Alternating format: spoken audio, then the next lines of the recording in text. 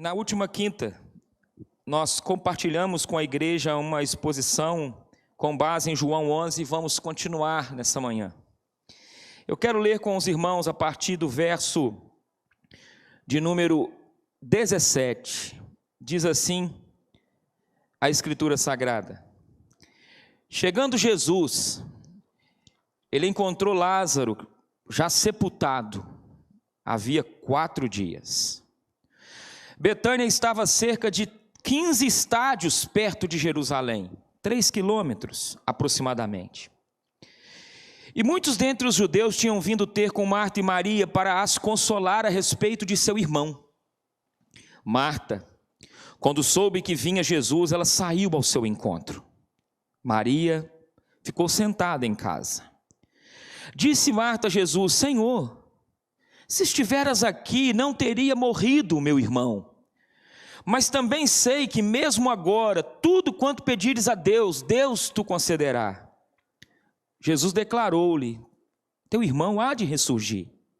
Eu sei, replicou Marta, que ele há de ressurgir na ressurreição, no último dia. Jesus disse a ela: eu sou a ressurreição e a vida, Marta. Quem crê em mim, ainda que morra, viverá. E todo que vive e crê em mim não morrerá eternamente. Crês isto? Sim, Senhor, eu creio. Eu tenho crido que tu és o Cristo, o Filho de Deus, que devia vir ao mundo. Tendo dito isto, retirou-se e chamou Maria, sua irmã, e lhe disse em particular: o mestre chegou, ele te chama. Ela, ouvindo isto, levantou-se depressa e foi ter com ele. Pois Jesus ainda não tinha entrado na aldeia, mas permanecia onde Marta se avistara com ele.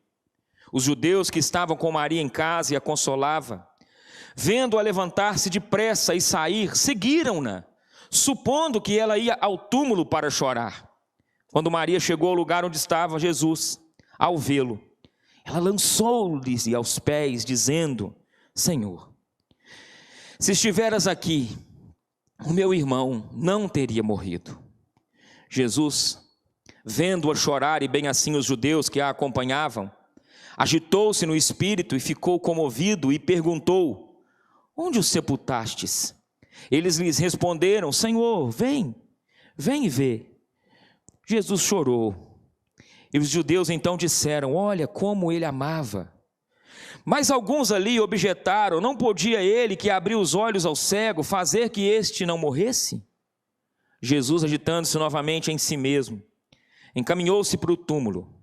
Era este uma gruta, cuja entrada tinha colocado uma pedra, e ordenou Jesus: tirai a pedra.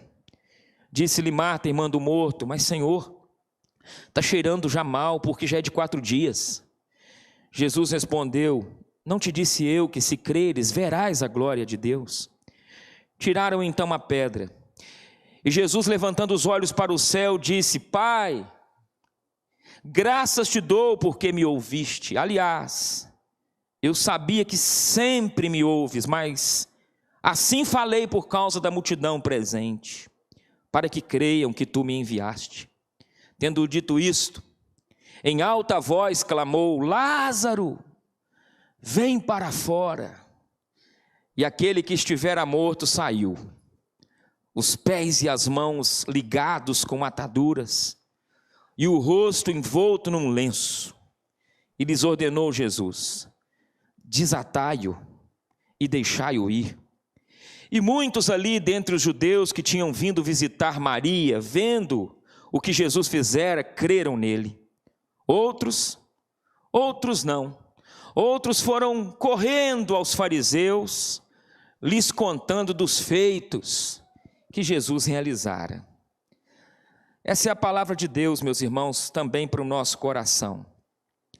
Meus irmãos, nós estamos diante de um episódio onde Jesus Cristo, ele visita uma família que ele tem muito apreço, uma família amiga, e que nós temos várias lições que o tempo não nos permite adentrar.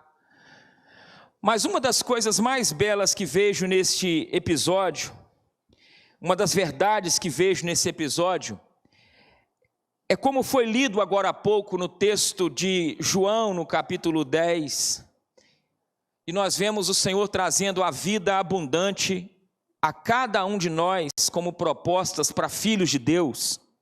E o Senhor diz que Ele é um bom pastor que dá a vida, um bom pastor que essa vida é uma vida que depois da vírgula, ela é uma vida abundante.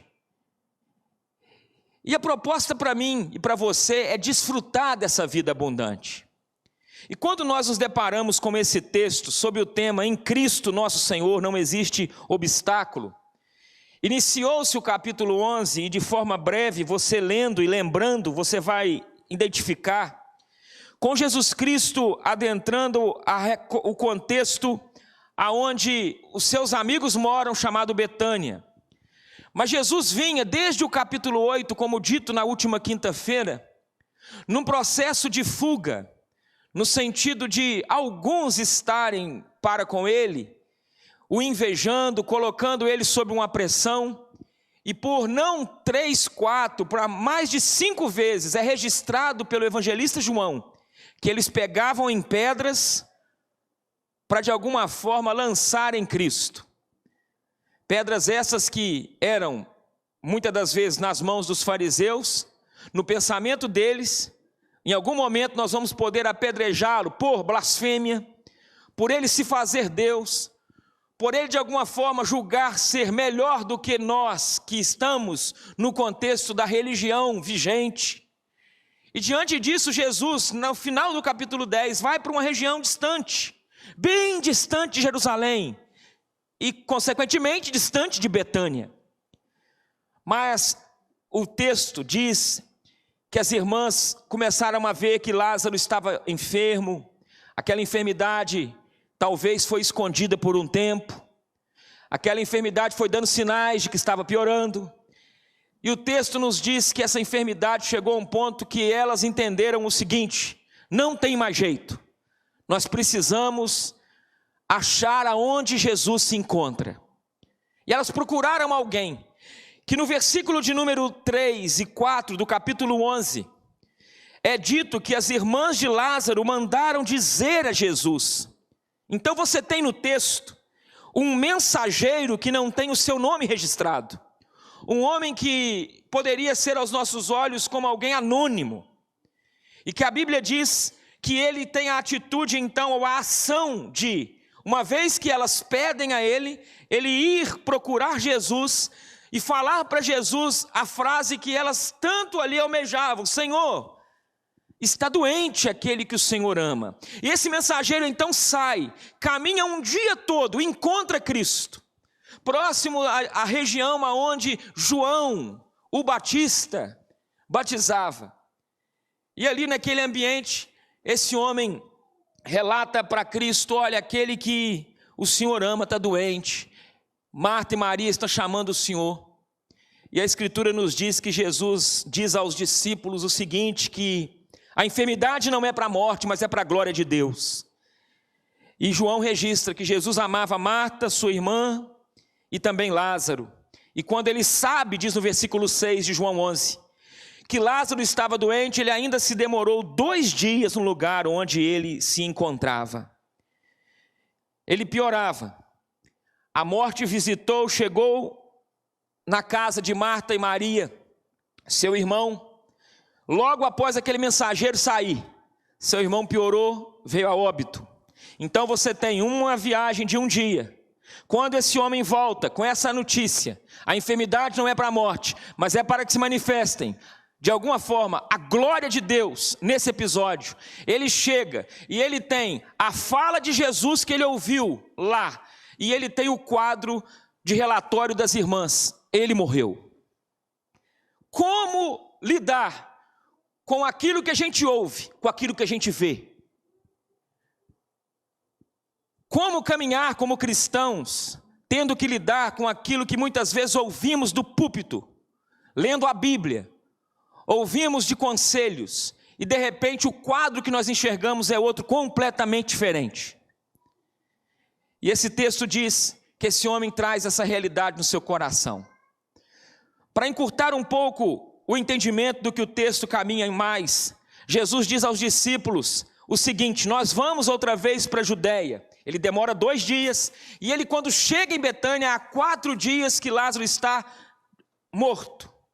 E os discípulos dizem a Jesus no versículo 8: mestre, os judeus estavam procurando te apedrejar e nós vamos voltar para lá? É interessante, porque Jesus entende o tempo e o momento de recuar e avançar.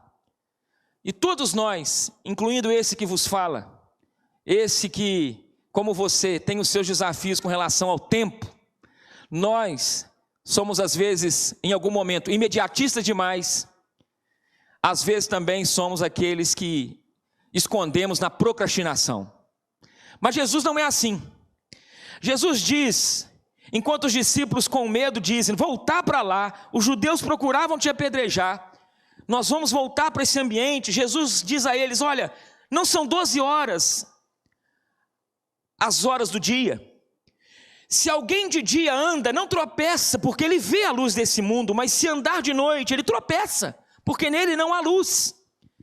E isto Jesus dizia no versículo de número 11. Ele dizia, e lhes acrescenta: Lázaro adormeceu, mas eu vou para despertá-lo.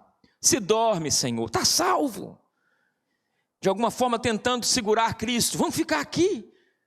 Para que encarar esse negócio de pedra nas mãos dos outros contra a gente de novo? É risco.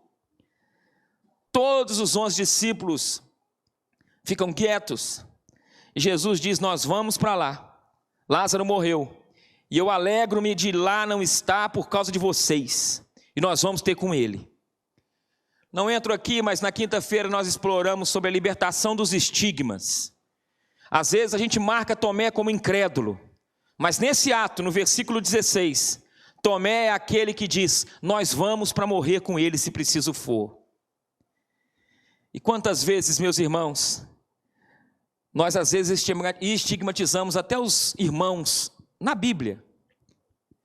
Quanto mais nós estigmatizamos ou marcamos aqueles que nós reunimos, congregamos, e por que não, às vezes até desistimos de alguns casos. Mas Tomé foi esse homem de coragem: nós vamos para morrer se preciso for. E Jesus então começa a dar passos no texto que lemos, chegando lá 4 dias, e ele me ensina uma coisa quando ele deixa aquela fala de 11 discípulos dizendo: Senhor, estão com pedra nas mãos para julgar no Senhor e em nós vamos voltar para lá? Parece loucura, Senhor. Jesus me dá uma lição.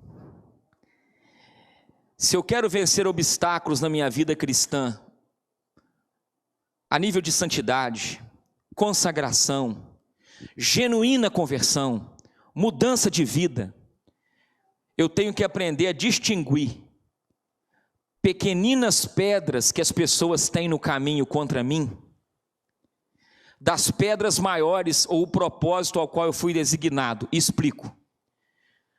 Dentro de algumas horas, Jesus vai se deparar com uma pedra enorme, que era rolada de alguma forma por 10 a 20 homens, e o corpo dentro de uma gruta escura.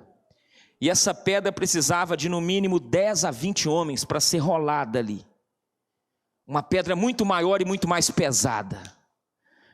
Jesus diz: as pequeninas pedras que estão nas mãos das pessoas contra mim, elas não são maiores do que aquilo que eu estou para fazer diante daquela pedra maior. Ali vai se manifestar a glória do Pai em mim. Ali vai se manifestar a glória do Eterno em minha vida.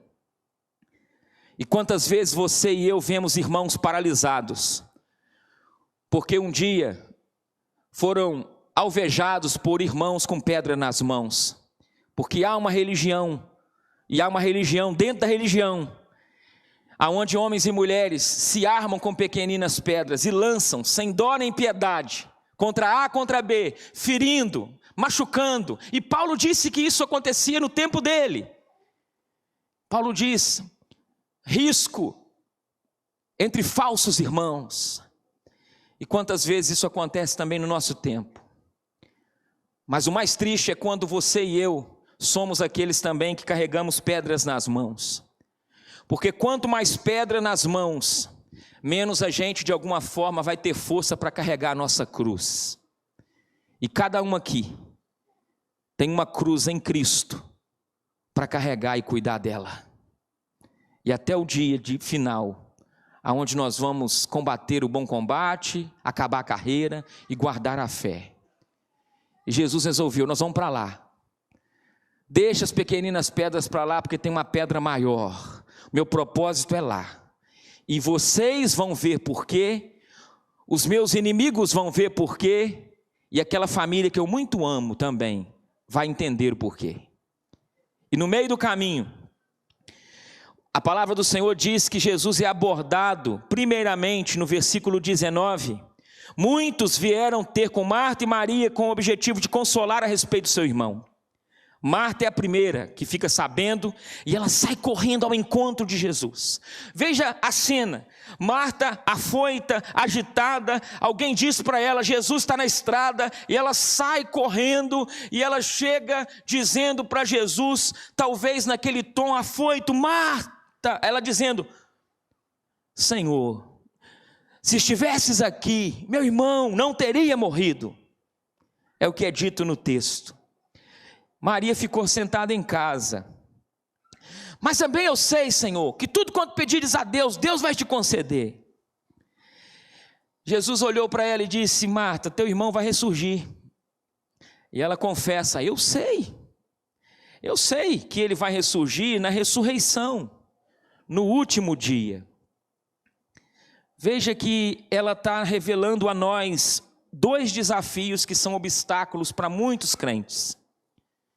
A fala dela de uma mulher afoita, a fala dela de uma mulher naquele momento extremamente ansiosa, com justificativa pela dor. Ela primeiramente diz, se o Senhor tivesse aqui não teria morrido. Ela olha para Cristo e ela entende o passado, se o Senhor tivesse. Ela não olha para o Cristo que está, ela olha para o Cristo que se estivesse ali, não teria acontecido isso. E quantas vezes esse passado, ele também atrapalha muitos homens e muitas mulheres no seu caminho. Uma ideia de um Cristo que não tem atuado no presente, irmãos. Eu quero lhe dizer em nome de Jesus, com base na carta aos Hebreus, Jesus Cristo é o mesmo ontem, hoje e sempre. Que tenhamos a bendita mente de olhar para trás e agradecer a Deus pelas muitas experiências que o Senhor nos deu no passado. Louvado seja Deus por isso. Mas precisamos, no tempo presente, experimentar, desfrutar de um Cristo que tem atuado no nosso dia a dia, na nossa família, nos nossos afazeres como igreja.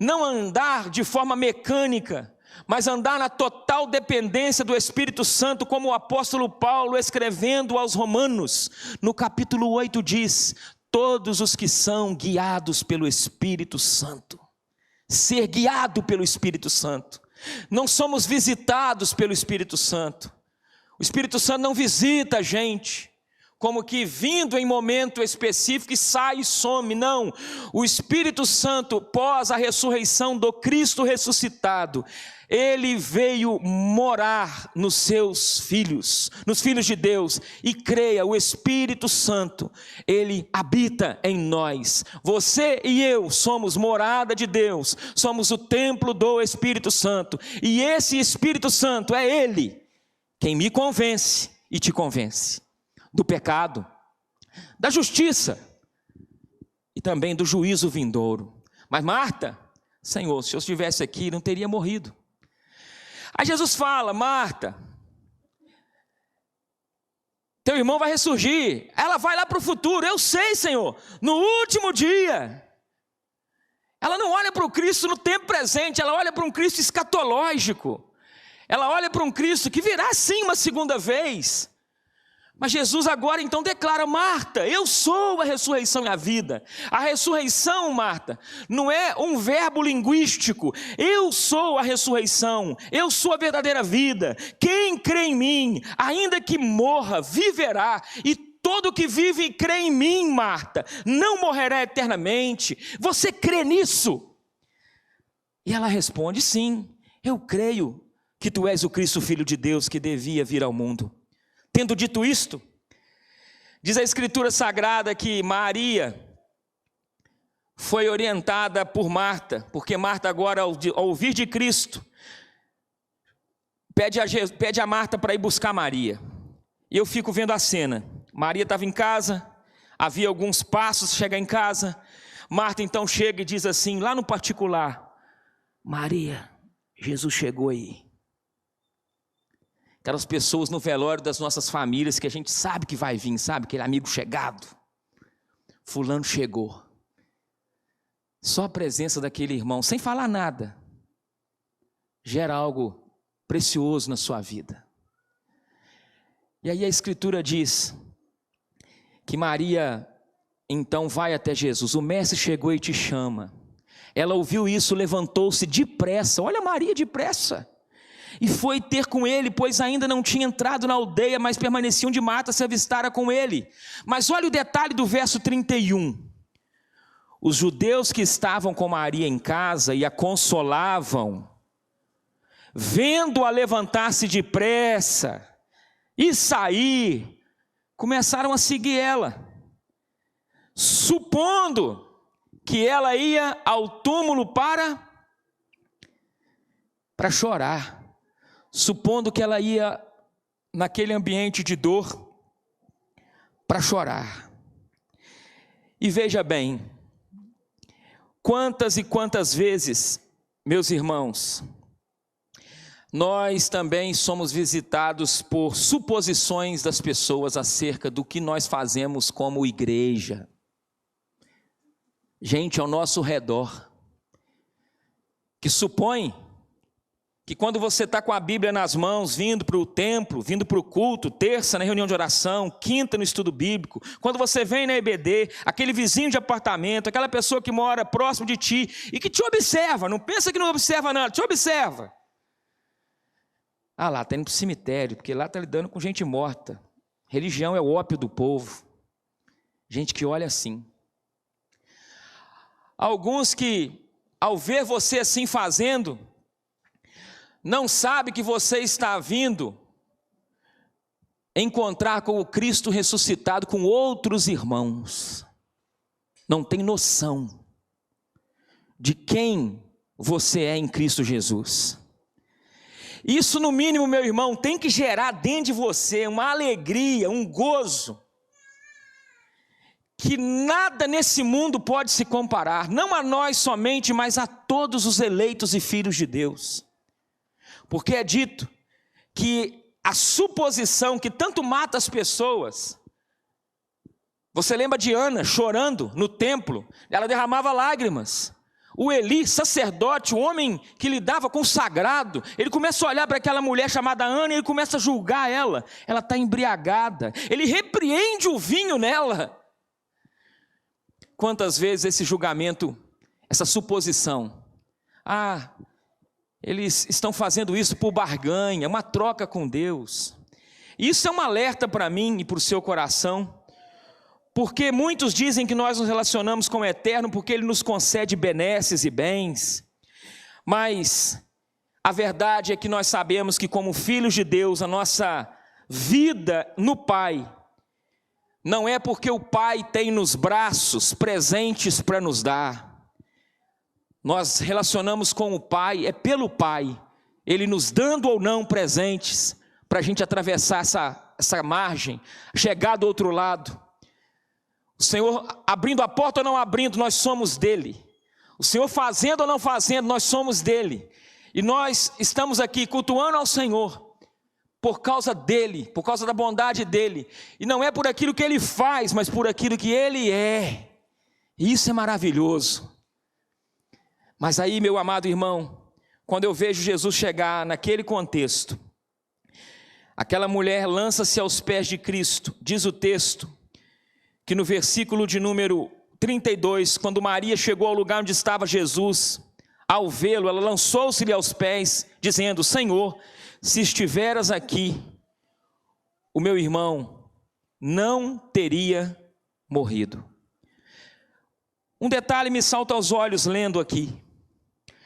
As mesmas palavras nos lábios de Marta são as mesmas palavras que você vai ver nos lábios aí de Maria. Senhor, se estiveras aqui, meu irmão não teria morrido. Porém, naquele episódio específico, a motivação do coração era outra completamente diferente no momento. E é muito claro no texto, quando você vê que Maria diz a mesma coisa que Marta, mas há detalhes a se pensar. Quais? O versículo 32 nos diz que quando ela chegou ao lugar onde Jesus estava, ao vê-lo, ela lançou-se-lhe aos pés e disse: Senhor, se estiveras aqui, meu irmão não teria morrido. O versículo 33 diz que isso levou Jesus a chorar. E os judeus que acompanhavam também viu que Jesus ficou agitado e comovido. E eu fico pensando, uma mulher ajoelhada, e subentende-se que Marta, naquela realidade tão afoita, ela chega impondo algo devido à sua dor ser grande demais, mas Maria chega se rendendo, reconhecendo: eu sou impotente, mas eu estou diante daquele que tem todo o poder. E o ato de ajoelhar não é um ato meramente religioso. Por quê? Já disse isso aqui. Eu posso ajoelhar fisicamente aqui diante dos irmãos, mas aqui dentro não ajoelhou. E eu posso estar sentado, e aqui dentro eu estou ajoelhado. Porque ajoelhar na escritura de Gênesis e Apocalipse é um ato de rendição, de reconhecimento do cuidado de Deus, da soberania de Deus, da minha pequenez e da grandeza do Eterno. Agora essa mulher, quando ela se ajoelha, ela diz: se estiveras aqui, meu irmão não teria morrido. E Jesus reage de forma a chorar. É um alerta para os nossos ajuntamentos comunitários. Porque diferente da nossa cultura agora, onde se é usado caixões e gavetas, ali eram colocados corpos em grutas. E diz o texto que Jesus então, vendo-a chorar, perguntou, no verso 34, onde vocês sepultaram? E eles lhe responderam: Senhor, vem e vê. E a escritura diz que Jesus chora, Jesus novamente vede como amava, versículo 36. Mas alguns disseram: ele não podia ele não abriu os olhos ao cego, fazer que este não morresse? Novamente Jesus se agita em si e vai para o túmulo, para aquela gruta, onde tinha uma pedra, que eu já disse, de 10 a 20 homens que rolavam. E Jesus dá uma ordem: tirai a pedra. E a Marta, irmã do morto, diz: já cheira mal, Senhor, já tem 4 dias. Eu quero terminar, devido ao nosso tempo, e continuo, se Deus permitir, na reunião de oração terça-feira. Cada um de nós sabe a pedra que tem carregado, porque cantamos o cântico da Aline Barros em alguns ajuntamentos, que diz: remove a minha pedra, chama pelo nome, muda a minha história. Não é isso? Mas quem tira a pedra não é Jesus, irmãos. Eu canto também, mas cantamos às vezes errado. Se o texto nos mostra que quem remove a pedra são aqueles que estavam ao redor, aquelas pessoas que tiveram ali um bom relacionamento com aquela família, que amava aquela família de Betânia. E Jesus diz: tirai a pedra. E a Marta, quando ouviu isso, fala: já cheira mal, porque já é de 4 dias. Eu lembro a você, cada um sabe a pedra que tem que ser removida na sua vida. E talvez tem pedra na sua vida que você nunca vai conseguir remover por você. Você vai precisar de gente do seu lado para ajudar você a remover essa grande pedra. Mas lá dentro é com Cristo. Trazer o Lázaro vivo para fora é com Jesus. Trazer o Lázaro daquele ambiente de morte é com Cristo. Mas tem uma coisa nesse texto, que quando você vê Jesus no verso 41, que eles tiram a pedra, antes de dizer Lázaro, a Bíblia Sagrada diz que Jesus levanta os olhos para o céu e diz: Pai, graças te dou, porque me ouviste. Ele olha para o céu. Primeiro olhar dele não é para os que estão ali, não é olhar para o defunto que está lá dentro, mas é olhar para cima por causa das pessoas que estão ali ensinando alguma coisa do olhar. A gente às vezes olha demais para o defunto, que já morreu. E tem áreas da nossa vida, me perdoe a expressão, mas como um mensageiro, um servo de Deus, tem áreas da nossa vida que é como essa gruta escura, fedendo, cheira mal, que precisa da voz de Cristo. Compulsões, vícios e vícios que a nossa natureza teima, que é só a voz de Cristo chamando pelo nome. Tem que dar nome e tem que essa voz adentrar essa caverna escura do coração, trazendo realidades escondidas para a confissão de pecados. Vamos parar por aqui.